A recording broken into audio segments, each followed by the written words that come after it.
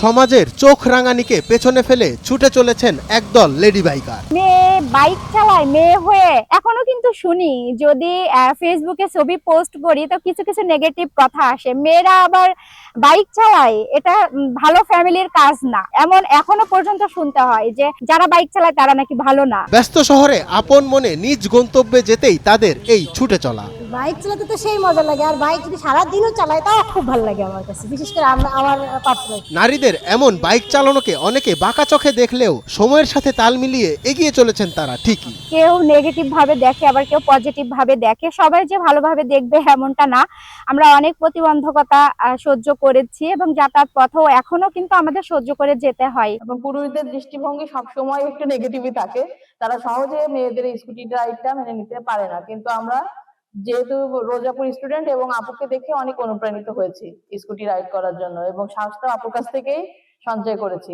একটা শ্রেণীর মানুষের নেতিবাচক কথা ও প্রতিকূল পরিবেশকে হার মানিয়ে যশোরের সড়কে রং বেরঙের স্কুটি ও বাইক নিয়ে ছুটে চলেছেন এই লেডি বাইকাররা। বাইক চালাচ্ছেন কেউ শখের বশে, কেউ বা আবার প্রয়োজনে। যেহেতু আমার বাচ্চা আছে, বাচ্চাকে স্কুলে নিয়ে যাওয়া নিয়ে আসা এবং অনেক কাজে আমাদের স্কুটিটা অনেক সাহায্য করে। এটাই যে কিছু কিছু সময় আপুদেরকে দেখতাম চালানো, তো ওটা দেখে আর কি আমার ওইখান থেকে ইচ্ছা জাগলো যে আমিও কোনো এক সময় চালাবো। এটা ছোট থেকে আমার শখ ছিল বাইক চালানোটা। স্কুটি ও বাইকার নারীদের অধিকাংশই কর্মজীবী, অর্থ ও সময় সাশ্রয়ী এবং ভোগান্তিহীন যাতায়াত মাধ্যম হওয়ায় নারীদের মাঝে বাইক বা স্কুটির জনপ্রিয়তা দিন দিন বেড়েই চলেছে।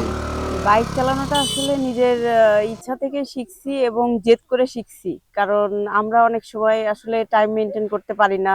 একখানে যাইতে আমাদের অনেক সময় লাগে, কারোর অপেক্ষা করলে সে আসবে আসবে করে আসে না, এরকম একটা বিষয়ে চিন্তা করে আর কি বাইক স্কুটি চালানো শিখছি। পথ চলতে তাদের সমস্যায় পড়তে হয় না তেমন নয়, তবে সেসব বাধা কাটিয়ে বাইক রাইড উপভোগ করছেন বলেই জানান লেডি বাইকাররা। ভয় করে তো কিছু কিছু আলতু ফালতু ছেলেদের জন্য ভয় করে, কারণ ওরা উল্টাপাল্টা ভাবে গাড়ি চালায়, এই মাঝে মধ্যে ভয় করে। তাছাড়া আমার গাড়ি চালাতে খুবই ভালো লাগে। আমার তো গাড়ি যখন চালাই মনে হয় খুব আমি উঠতেছি আকাশে। বাইরে বের হতে গেলে সমস্যা হয় না, কারণ আমার বাসা একটু দূরে, ওখানে রিক্সা পাইতেও অনেক প্রবলেম হয়, যাতায়াতের ব্যবস্থা খুবই খারাপ। আর যেহেতু আমি লয়ার, আমার বারবার বাইরে আসতে হয়, সেই তুলনায় আমার জন্য আর্থিক দিক থেকেও অনেক সাশ্রয় হয়েছে। তারপরেও আমার বাচ্চা আছে, একটা বাচ্চাকে স্কুলে নিয়ে যেতে হয়, আসতে হয়। লেডি বাইকার জেসমিন রোজ একজন চাকুরিজীবী ও উদ্যোক্তা।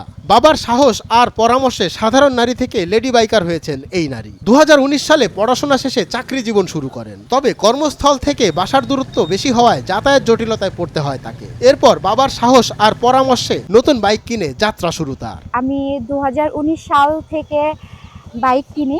আমি পড়াশোনা শেষ করে চাকরিতে জয়েন করি। তো চাকরির স্থল ছিল আমার বাসা থেকে বেশ দূরে, 4 কিলো দূরে ছিল। তো যাতায়াতের সুবিধার জন্যই আমি আব্বুকে বলি বাইক কেনার জন্য। তারপর আব্বু আমাকে কিনে দেয়। তারপর আমি অফিস করি, যাতায়াত করি আমার স্কুটি করেই। আমার হচ্ছে সময় এবং অর্থ দুইটাই সাশ্রয় হয়। রাস্তায় চলতে গিয়ে সেই পথ চলাটাও সহজ হয় না এই নারীর। নানান রকম তিক্ত অভিজ্ঞতার মুখোমুখি হতে হয় তাকে। জেসমিন বলছেন, নেতিবাচক কথা ছেলেদের পাশাপাশি মেয়েদের কাছ থেকেও শুনতে হয় তাকে। এটা বলতে আমার ভীষণ খারাপ লাগছে। নেগেটিভ ভাবে মেয়েরাই দেখে বেশি। আমার চোখে যে কমেন্ট গুলো আমি পাই মেয়েদের থেকেই পাই। আর ছেলেরা রোডে ঘাটে চলতে টোন করে না, বা আমাদেরকে ওভারটেক করে চলে যায়, অনেকে শীষ দেয়, এগুলো আমরা সহ্য করি আর কি।